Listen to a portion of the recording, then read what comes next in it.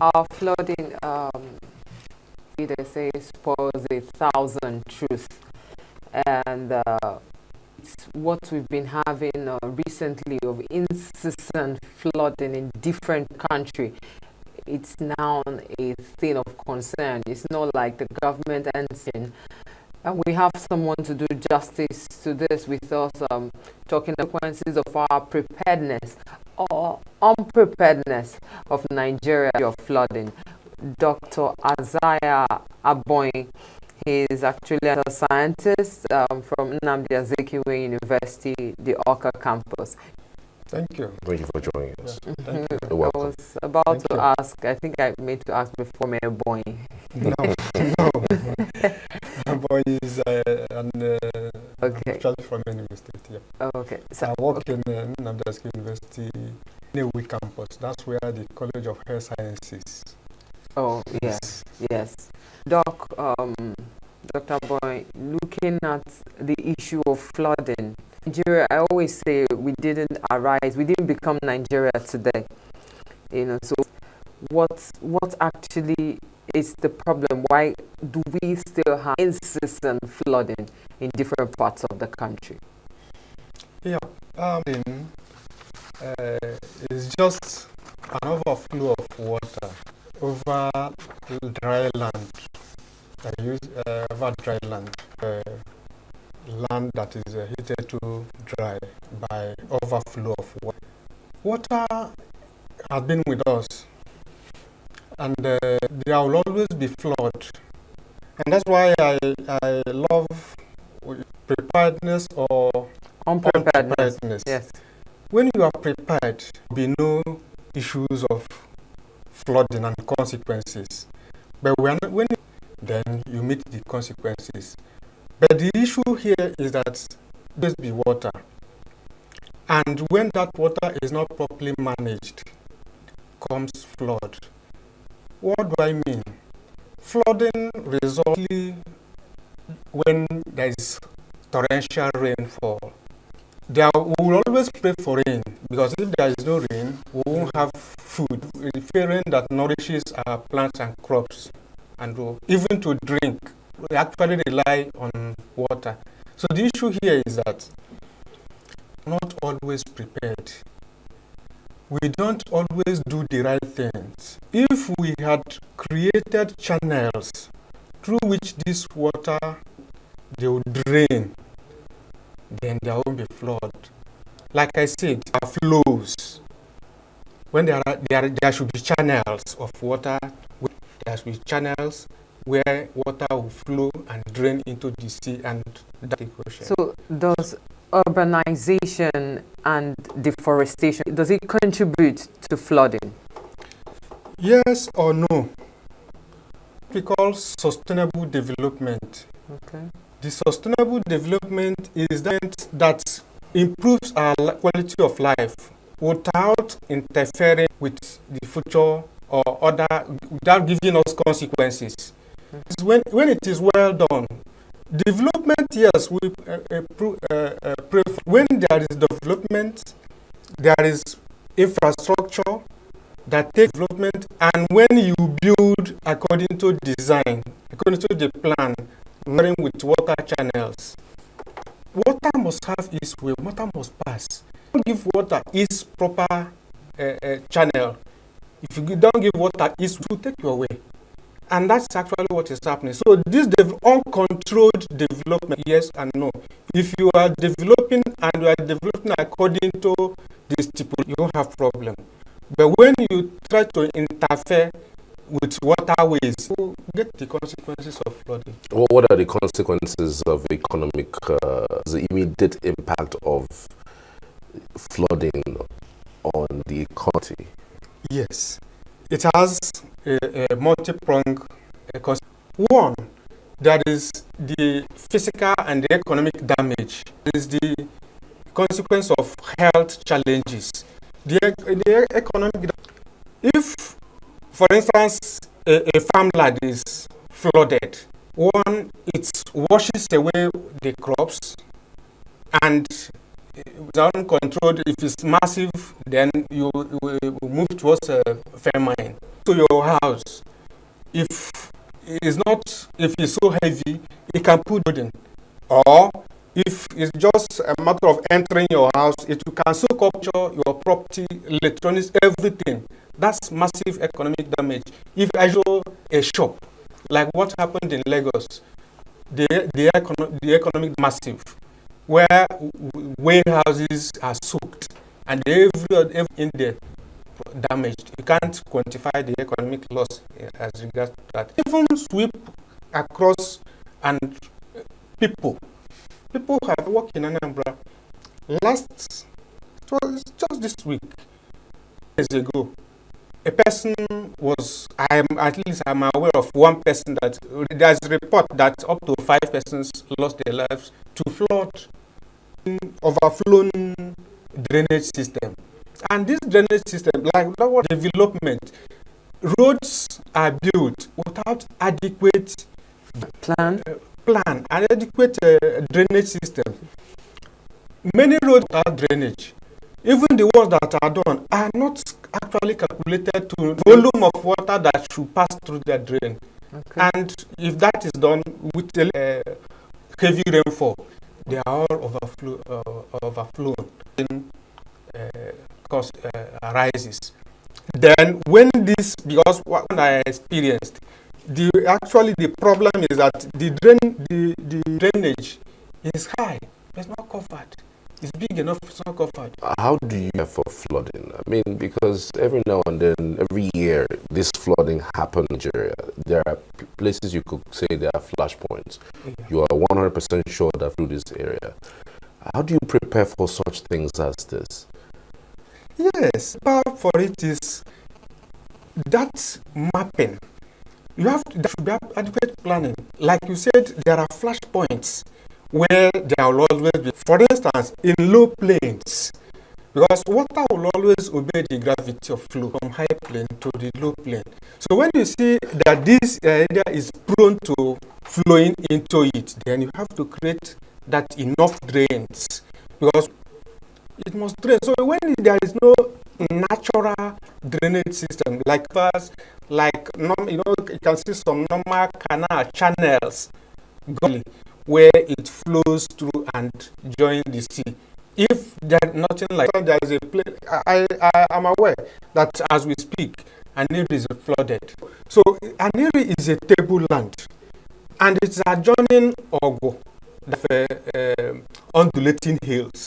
So all the water from Ogo flows into Aniri.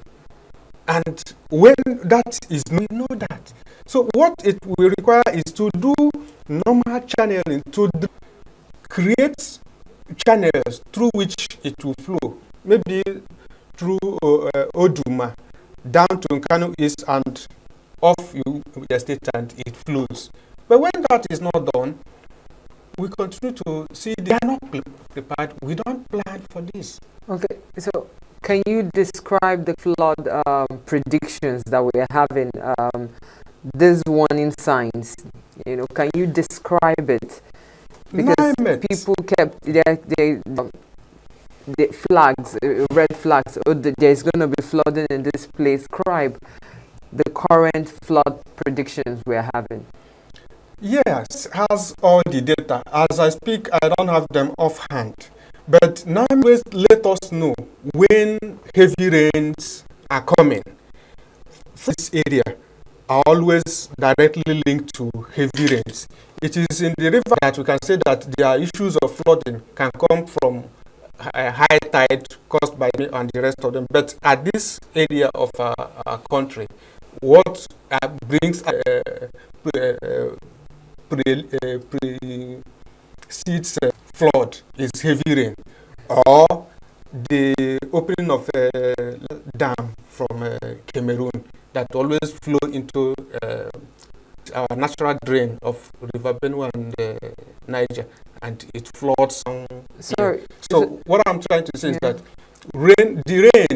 how are coming and their intensity, the data is we will get to it.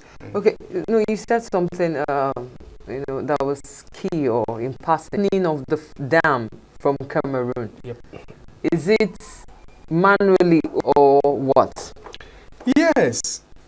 When you construct a dam, there is a calculated capacity for that dam.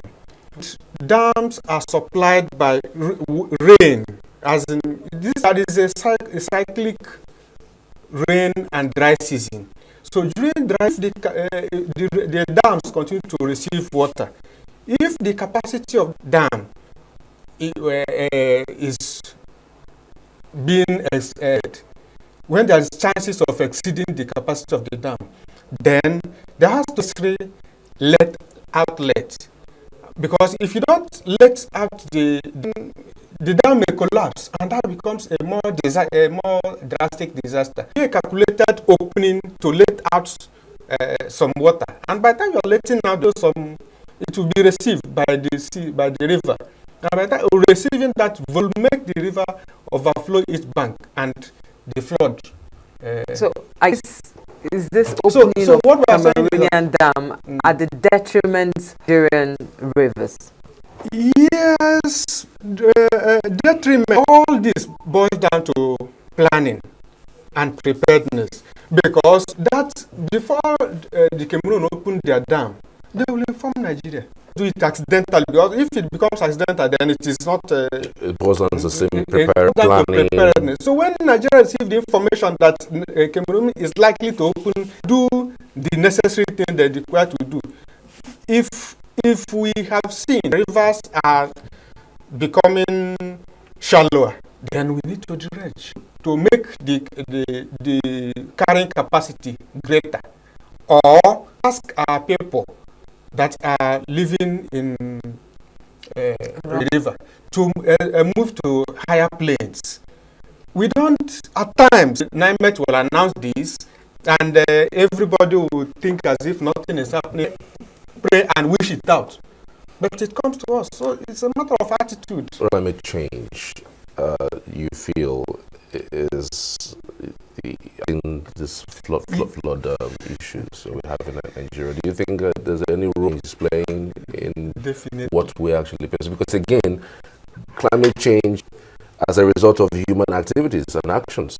The things that we are talking about climate change are elements. So do you think that climate change is, is part of what we is the problem regarding this flooding issues? Yes.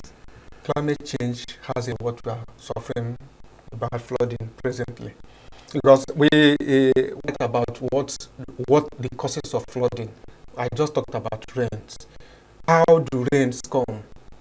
Why are they coming at this hour? In the other one, the seas, the rising sea level are caused by mess in the Antarctic and Arctic regions. Why are they? Global warming, interconnected. So the climate change, because our temperature, the temperature of the earth has increased so much, then it's the melting of the ice in the Antarctic and Arctic region, and the flow into the sea, and the level is rising. So, and as the sea level is rising, then the up is imminent, and that is the flooding we're talking about. So climate change actually contributes to the issues of flooding that we're witnessing. So this climate change thing, it's a humanity that is causing these issues. Do you think that human beings know, we know that it's our actions that are these things? And how do you think that we can be educated further in order to that these issues must be tackled from the human perspective? We have always known anyway, though the information may not out to the commoners, but the knowledge is that, I said before, development. What causes climate change? Burning of fossil fuel. By humans. By humans. Yes, we are trying, and by the time we are burning fossil fuels to get energy and to build, supply to our industries, a lot of this carbon monoxide to the atmosphere to carboxyl group and form green gases. So when these green gases accumulate, they shadow the earth, prevent escape of radiations, and now heat up the earth. So all these activities is like due to human activities. So how to do engaging in what we call that sustainable development?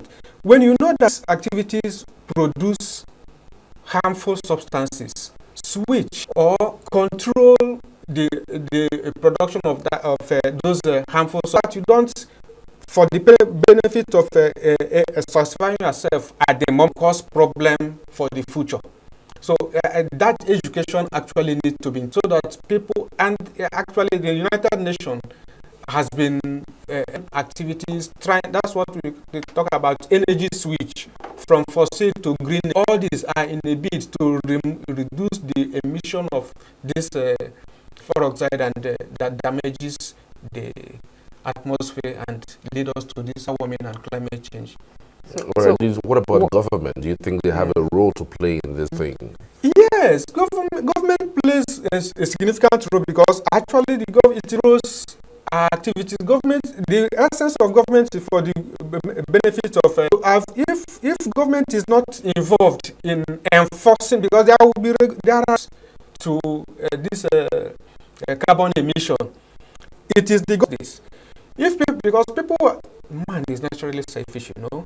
So for those, they will say it is cheaper to burn fossil fuels, but they are doing the personal gain, but at the detriment of our collective interest.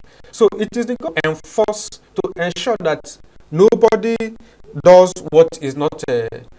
So government actually plays a significant role. However, we still have to inform and appeal to the consciences of each and every one of us to know when government is not looking at you, you are supposed to be responsible. So what steps take to protect themselves and their property from flooding? What step? Good. The step is first, knowledge. If you know that this is, you will engage in it. If we have to discuss it, we'll start even from our home. When we build, do we ever think about where water will pass? We don't.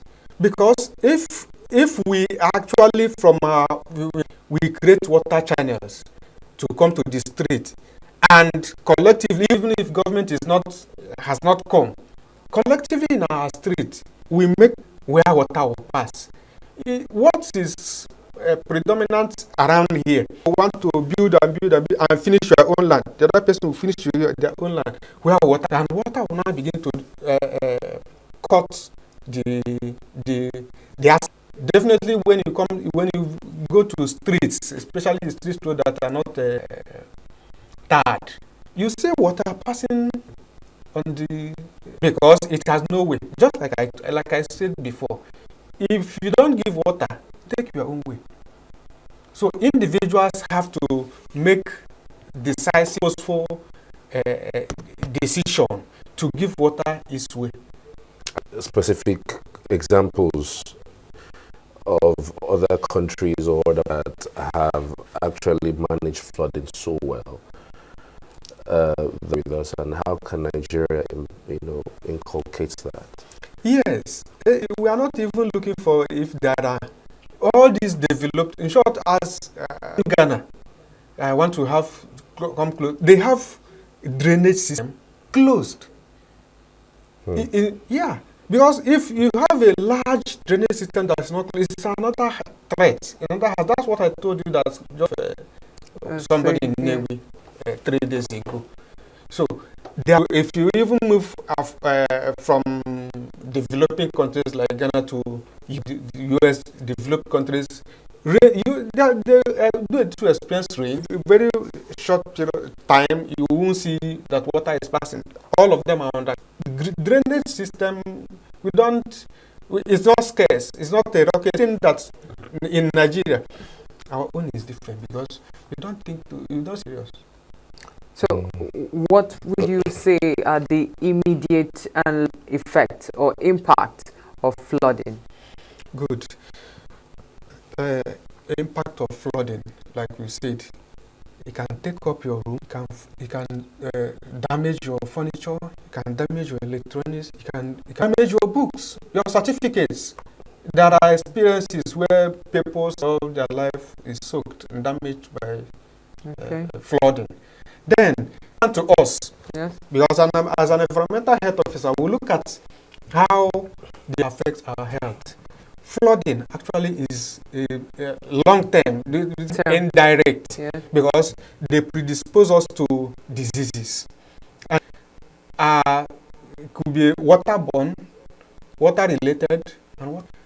So part of even what the flooding can cause as damages is our water sources and our water schemes. You know, we water from if from streams. Let's begin from village. Pick water from streams and drink. In case of flooding, it will take. I don't even talk about how wastes, how we use waste to block our gutters. That's another consequence. Yes. So all these wastes, including open, that people even conveniently choose to go and defecate in gutters. You see, people do not actually take the environment. They are not purposeful in their actions in environment. And like we man is a protector of his environment. Basically. If you don't take care of it, you get the direct consequences on your health. So we are saying that when these issues cluster, water flushes all this to the water schemes, maybe the river, this pipe-borne water we drink and think it is clean. Mean that there is water scheme where the water is harvested, treated before they are. So there is chances that in high flooding, these water schemes can be polluted. Right. It becomes much more difficult to a potable state. We are now in an advanced stage of our lives, especially in this world. A whole lot of people use technology to solve their problems. I think technology can help us mitigate flooding. Yes. What technology will let us have? I think we are already getting it through NIMET. Predictions of if this rain, the magnitude of the rain, the expected overflow. We cannot use technology from falling. We may not be able to use technology to stop tornado, tsunami, but we can use technology to determine when it will come, such that we now we're prepared to receive them and minimize or mitigate the impact. But even know that these are going to happen. When the predictions are up, we seek to leave their farmlands, refuse to leave their homes. You know, NIMET would always, people who live in flood-prone areas, leave their areas or leave there, because these things happen every year. And when the flood comes, it sweeps away practically. But after the flood, people still go back and build houses, create some livelihoods there, and then the same ones again, they run out and come back again. So do you think that we should do something in terms of saying that people should not live in flood-prone areas? Yeah. What we need to do is information, and continued information. Because all this boils down to our attitude. We struggle for the limited resources on earth, because as a result of population, the land on earth is not increasing. So everybody is struggling to foothold on the land. So because of this increasing, and it is, we cannot be increasing the earth, but population keeps increasing. People need to know is to understand, to believe, to change attitude. It's worse in Nigeria. It's not as if it doesn't happen in other places, but that is worse in Nigeria, because Nigeria tell you that it's not my portion. Whose portion is it? And they know threats. They see death coming. They wish it away. It can be their portion. They flood-prone area. NIMET will say, leave at least 10. Other normal circumstances, you're not supposed to be there.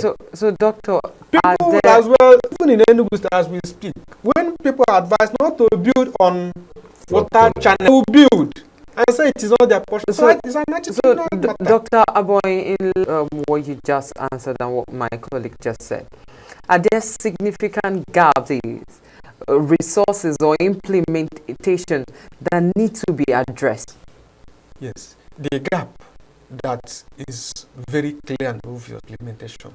Nigeria is not in short of policies, they are not in short of programs and everything, guidelines. They are there. But people abide by them. That's just what the president has said. The issue here, there seem to be no consequences of poor action in Nigeria. If we're supposed to do this, produce this, put this in place, that, and everybody walks away, no consequences of action in Nigeria.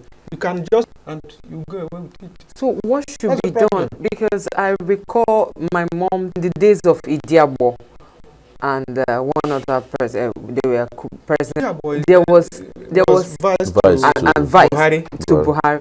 So there was the policy or law that if you drop anything on the road, so you're being punished, and that kept our streets clean. So are there laws that should be put in place? Day I was talking about how I walked by and I saw someone through. Even yesterday, I took a walk and I saw someone trash sashi water on the floor. It's the wrong place to dump it. So are there laws to be put in place?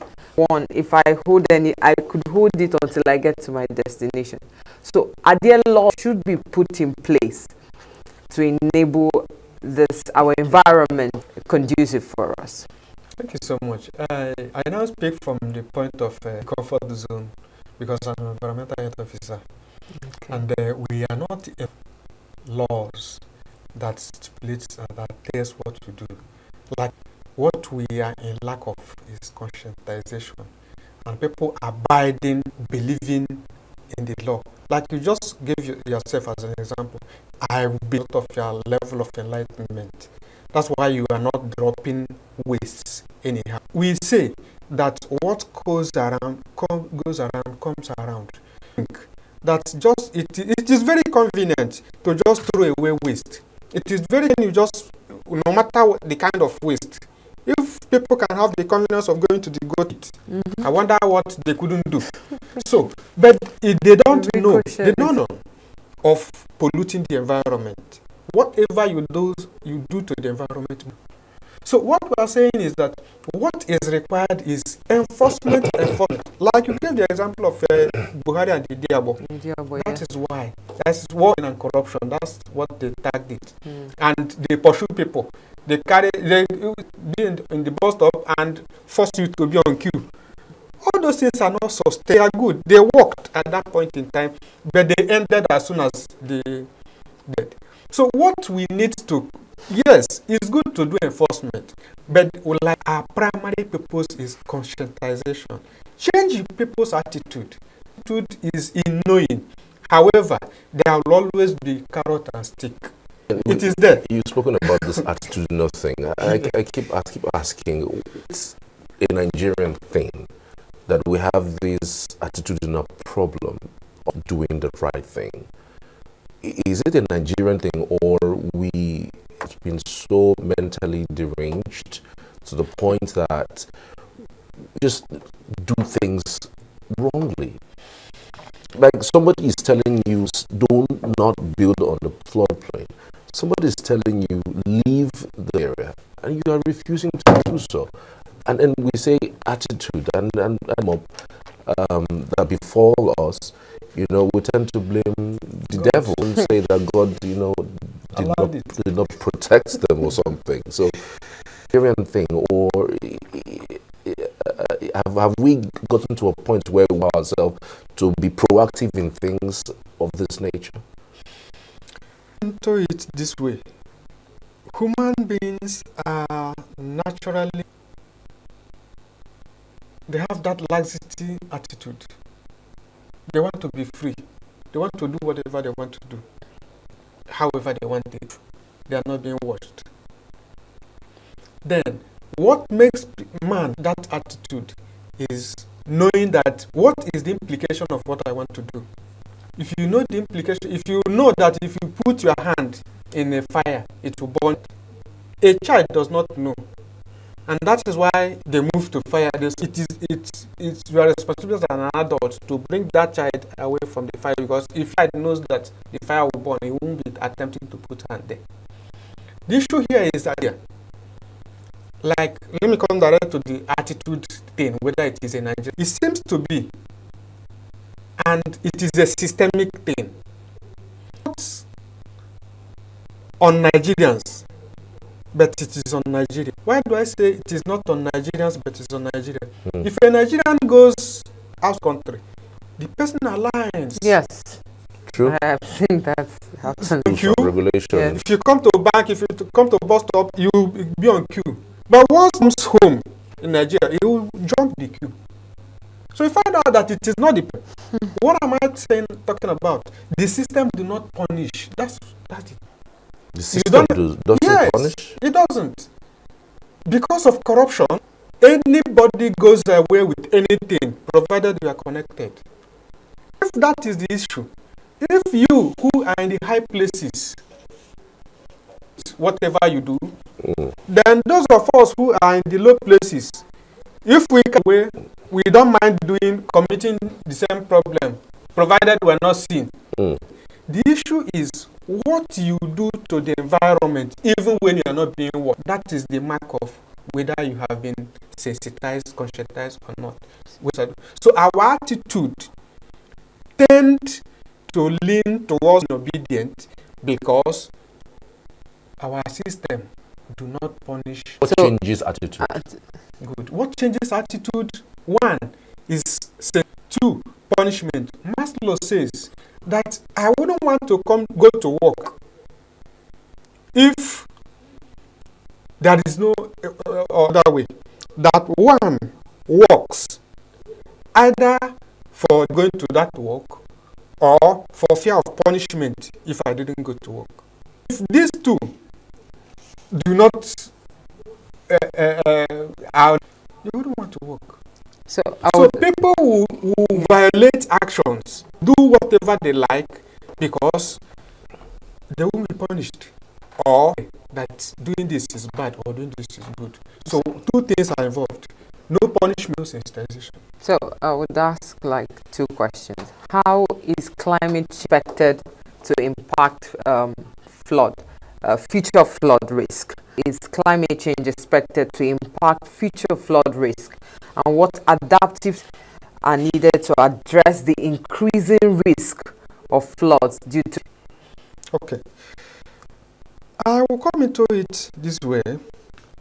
Unless and until all actions has been predisposing to climate change are reduced, climate will be increasing.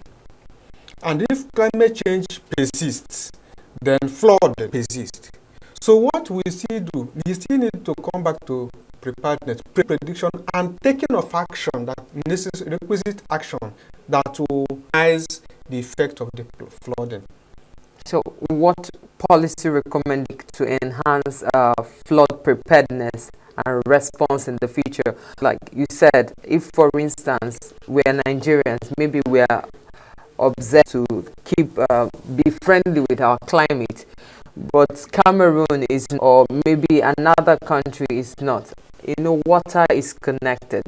What policy recommendations would you make to enhance flood preparedness response in the future? Yes, I'll just recommend the strength of a global body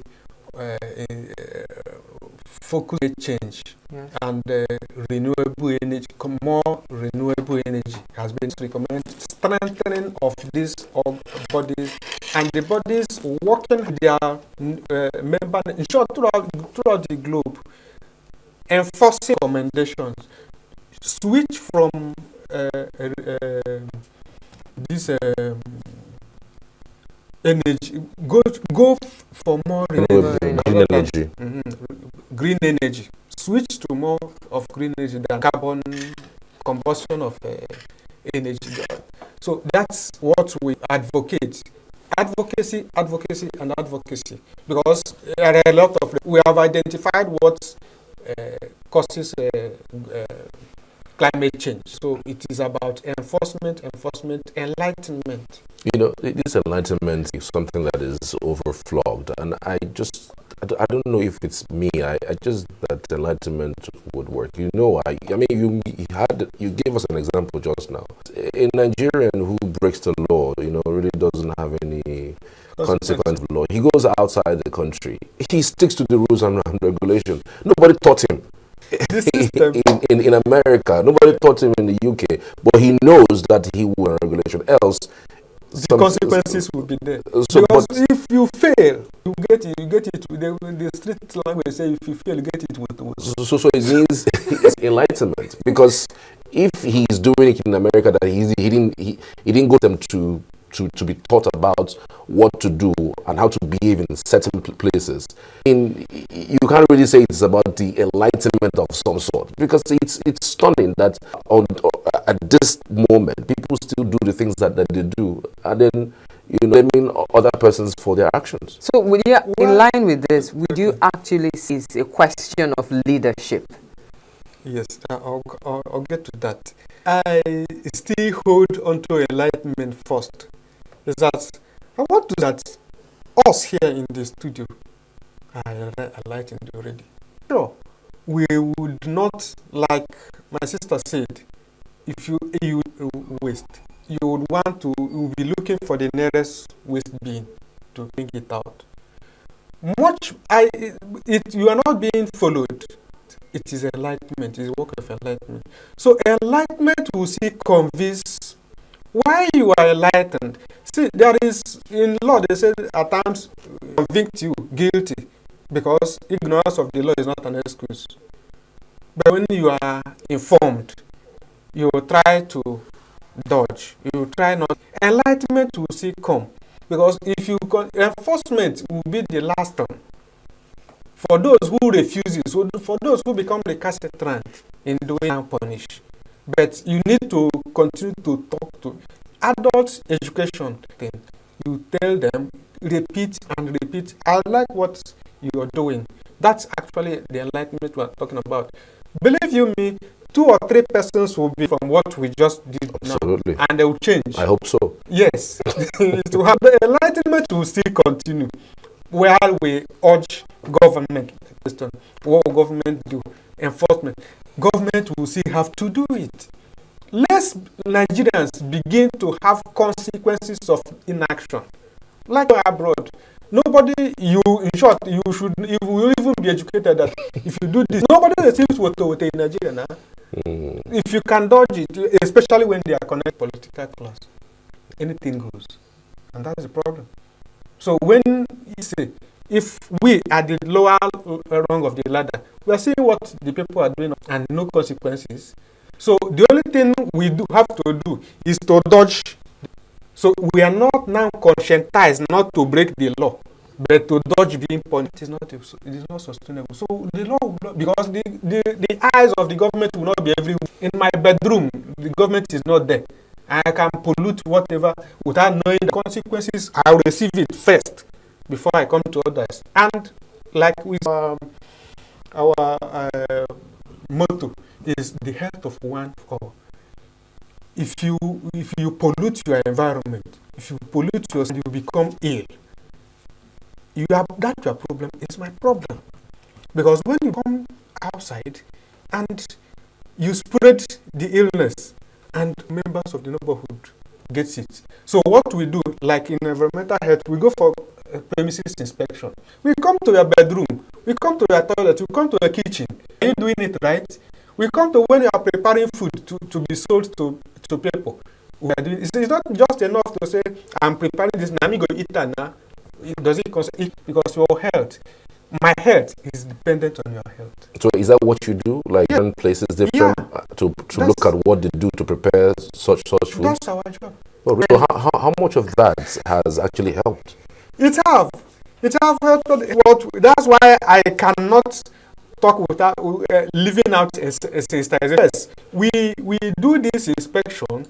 We correct what people does. The problem we correct those who become recalcitrant. We sue. The law okay, to and take you to court and get you punished how for that. disciplined are your members? Because I'm preparing an amazing pot of soup, and you come to expect what, like, oh, I can dish one or two and give you one fat, two fat meat, and you don't go to say what you saw. So how disciplined are your members? Yeah, you see, we are trained. It's not just a wish to be an environmental health officer. You are trained, and the is imbibed in you before you are qualified to practice. So our primary purpose is to achieve of man, irrespective of whether the person knows the implication or not. Many you for interfering in supposedly private matter, because but it's not private, because by the time the person comes down out of the consequences goes to the hospital, believe you me, our management system is have a lot of gap, because our clinical waste, are dumped in that general waste site. At times, government will even choose to dump waste in canals. When you dump it in canals, what do you want the canal to do with it? The water will come, just like we are talking about flood. Okay. Water will come and carry all of them back to us. Sir, you've been educating us, and honestly, we are taking so many. I believe every other person who is listening is also and watching is taking away. But in like 1 minute, 2 minutes, can you generalize your thoughts and your advice moving forward to the system? Thank you. For the truth, I think we started from flooding, so let's begin rising from there. Okay. Flooding, like we is a thing that is expected, knowing that, I don't know if the Igbo adage says that Naya Karaka de Ringuro. Yeah. Is like Aya Karaka, because we know and we expect when for the dry season. We talk about flood from, say, April, September, October. So we know that within this year, something can happen. Mm-hmm. It lies on preparedness. That's the caution. Right. Preparedness or otherwise. So if you prepare, and give water its way.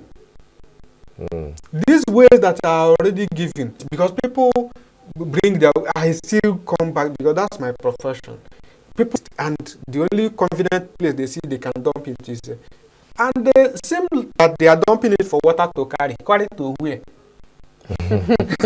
and when it becomes so massive that it blocks that narrow part, they even manage to provide, then it flows and submerges our environment and causes all these harms.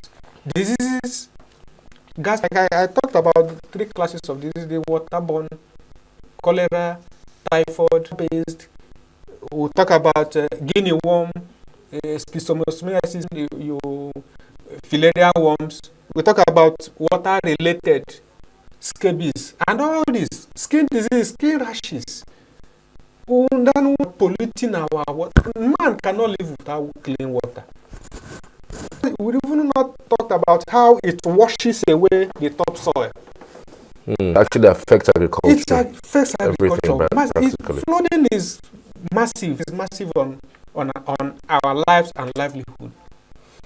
All right. So our listeners should advocate and ensure that they comply to our recommendations. Create ways, because if they don't pass, they will come and take your own way.